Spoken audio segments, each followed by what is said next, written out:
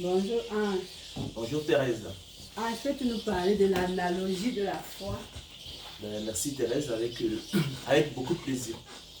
L'analogie de la foi est un principe herméneutique introduit par l'apôtre Paul dans son épître aux Romains, dans le chapitre 12, au verset 6, selon qu'il est écrit que celui qui a le don de prophétie l'exerce selon l'analogie de la foi.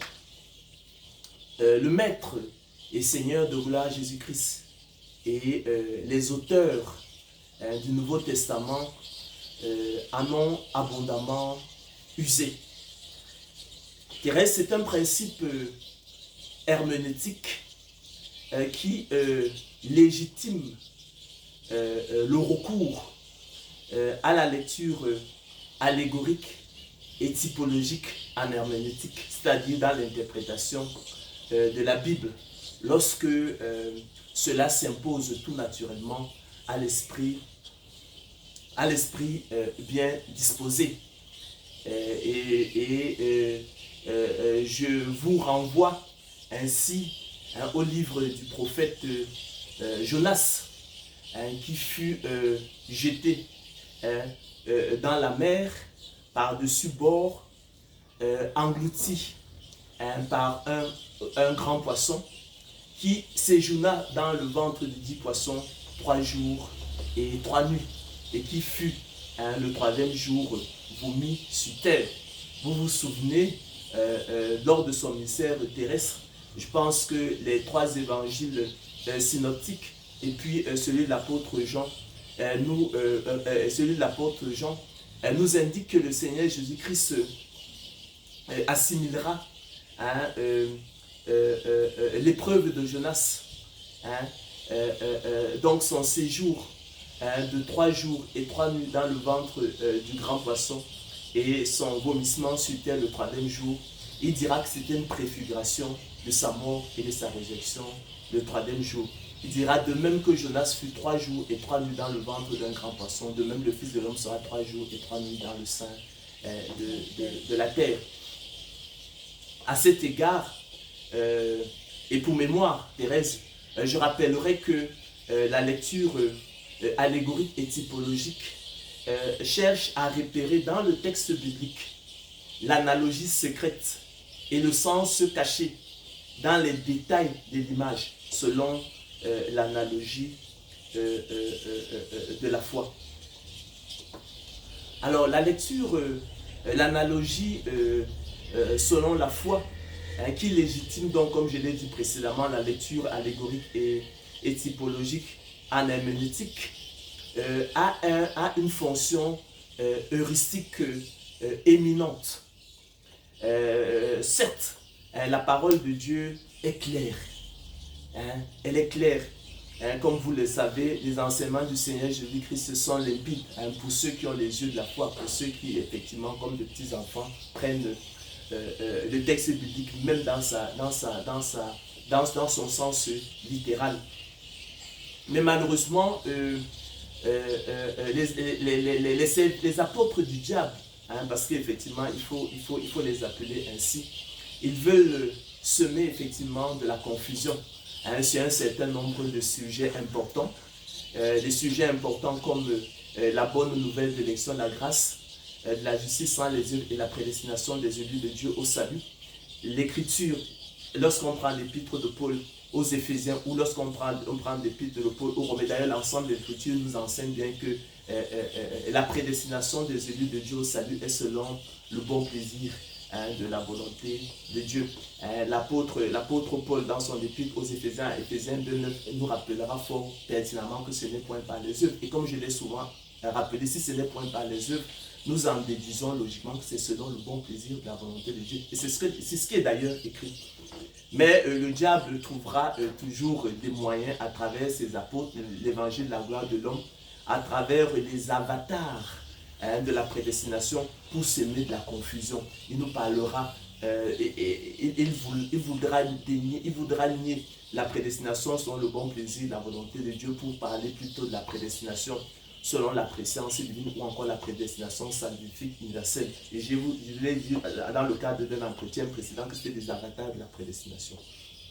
Avec l'analogie selon la foi, qui nous incite à recourir à la lecture allégorique et typologique, l'apôtre Paul, et d'ailleurs, ce à quoi effectivement l'Écriture nous incite, effectivement, nous incline à recourir à la lecture allégorique et typologique, donc au type, pour démontrer effectivement que la prédestination est selon le bon plaisir et la volonté de Dieu. C'est ce que l'apôtre Paul fera à travers, lorsqu'il recourt à l'élection d'Isaac et à la réprobation d'Ismaël.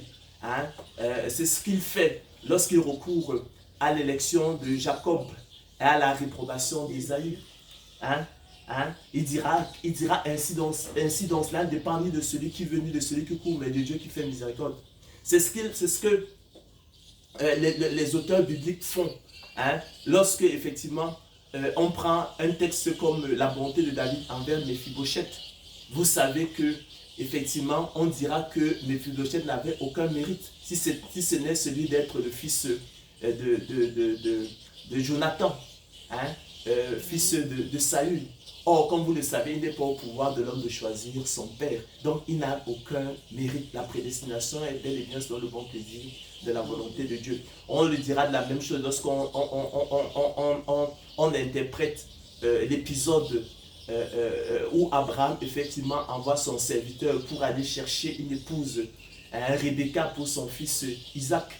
Là aussi, on retiendra que Rebecca, qui est un type de l'Église, l'épouse de Christ, donc l'ensemble des croyants, elle aussi, elle n'avait aucun mérite si ce n'est d'appartenir à la famille et à la maison du père d'Abraham.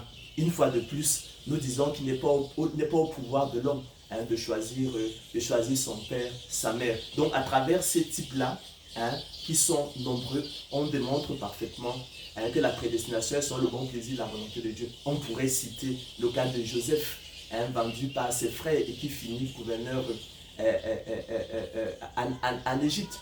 Il arrive en Égypte contre son gré. D'accord? Il arrive en Égypte contre son gré. Donc, toutes ces choses-là, effectivement, viennent de Dieu et nous expliquent que la prédestination est bel et bien selon le bon plaisir de la volonté de Dieu. Donc, c'est l'intérêt de l'analogie selon la foi. C'est à un autre niveau, effectivement, lorsqu'effectivement, on est confronté à ces